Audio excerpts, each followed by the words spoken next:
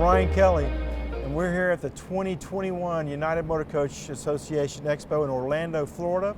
We're celebrating 50 years while we're down here, and we're here with the founder of the United Bus Owners Association, Wayne Smith. Wayne, thank you for being with us. Right. So tell us, why start UBOA? What was it all about? 1971, Okay. I got a call from the Secretary of Transportation, Washington, D.C. That's where I was based. And he had 12 bus operators in his office. And he said, come on over and meet these people. I think they need an association.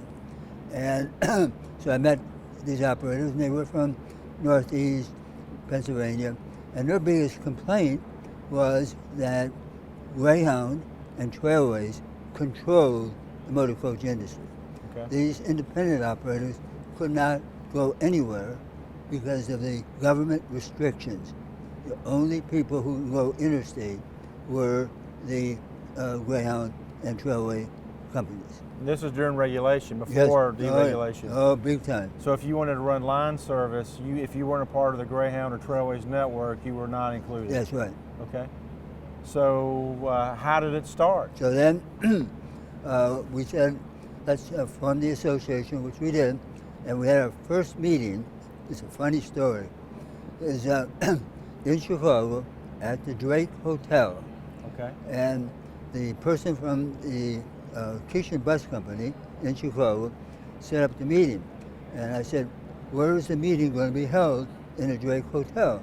And this young lady said, the bathroom. I said, wait a minute, the bathroom? I'm going to have bus operators sitting there forming this association. Oh no, this is a very English type hotel, and they mean B-A-T-H. Yeah. So we had the meeting. They came in from all over the United States. We formed the board of directors, and we took on these challenges of deregulation, took on the challenges of insurance, took on the challenges of fuel. Because remember 1977, Yeah. we had the oil embargo, we had diesel, these coaches could not, get their fuel to operate. And then down the road, we said, let's have a motor coach expo. And that's what we started in 1976, Opryland. And guess what the registration was? What was it? $76. So $76 got you to the show. So, what did we do the next year? $77. And we went up to about 100, and I said, enough of that.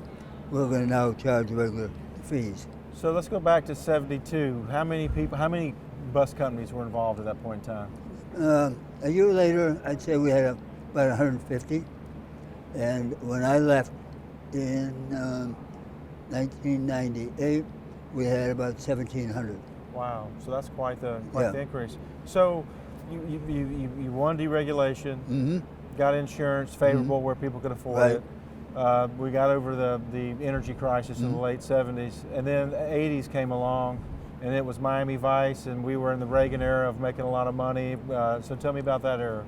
But we had one big issue. What was that? In the 80s, ADA, Americans with Disabilities Act. Okay. And we were able to string that out in a 10-year study because they all wanted every one of these coaches to have a wheelchair lift. Impossible. And so we worked with Congress, we got a good bill, and today everybody's happy. Good for you. So you were at the helm, you managed. So you had your own company. That's right. And you managed UBOA. So when did the name United Motor Coach Association come out? When did that happen? That came out in 1995. So 95, so it was UBOA from 71, 72 Yep. to 1995. Yep. Okay. And many of the associations were changing their name. And the National Tour Association, NTA, used to be the National Tour Brokers Association. Too many words. So we just went United Motor Coach. And the technology, the bus technology from when you started. I mean, that was a tremendous. We had with the introduction of new engines. Oh. I think you had two. The Series 60 was starting to show up by the Right. time that you were. I Right. mean, so technology, we were more efficient, more affordable. The deregulation made it more competitive in the marketplace, so bus companies could actually, it grew the number of bus companies in the industry. Well, but also in 71, 72, we only had MCI and General Motors Okay. making motor coaches. General Motors goes out of the business, and now we have Setra, we have Van Hool, we had Dina in Mexico for a while. So Prevost came into the market, and the buses changed. They became beautiful, and at the same time, people wanted to go on motor coach travel everywhere in the United States, but they wanted to go on that new, like you said, has more technology in it than anything else. So, wow, we're looking 50 years, and we're celebrating 50 years here Right. in Orlando.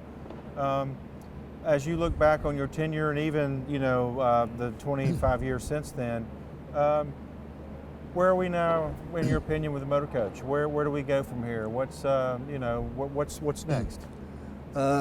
This morning at Bus Expo, they talked about many of the legislative issues facing now, same issues that they had back, 50 years ago.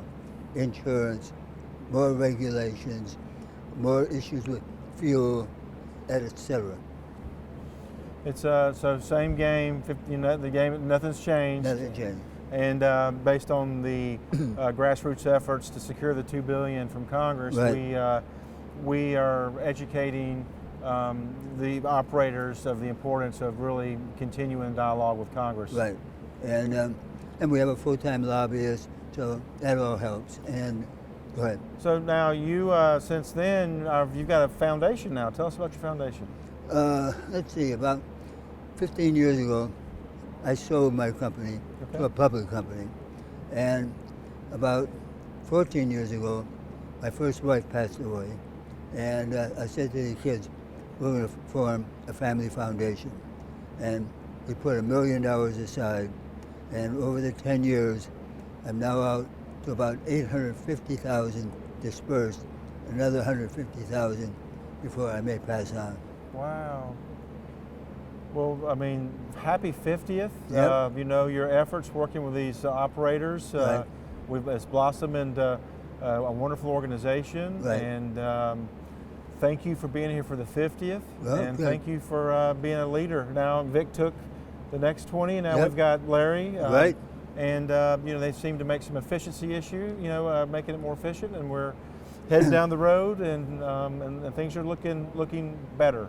One of the things I want to mention, when we formed this, and today it's still the case, these are family-run companies. Yes. It's not corporate, it's not management, it's family-owned. Thank you for your hard work and for your contribution to the motor coach industry, and we look forward to seeing you here around the rest of the show. Okay. I'm Ryan, here, Wayne. Thank you. Absolutely. We're here with Wayne Smith. He is the founder of UBOA, the United Bus Owners Association, which became UMA in 1995. 95. And here we are celebrating 50 from the showroom floor in Orlando, Florida.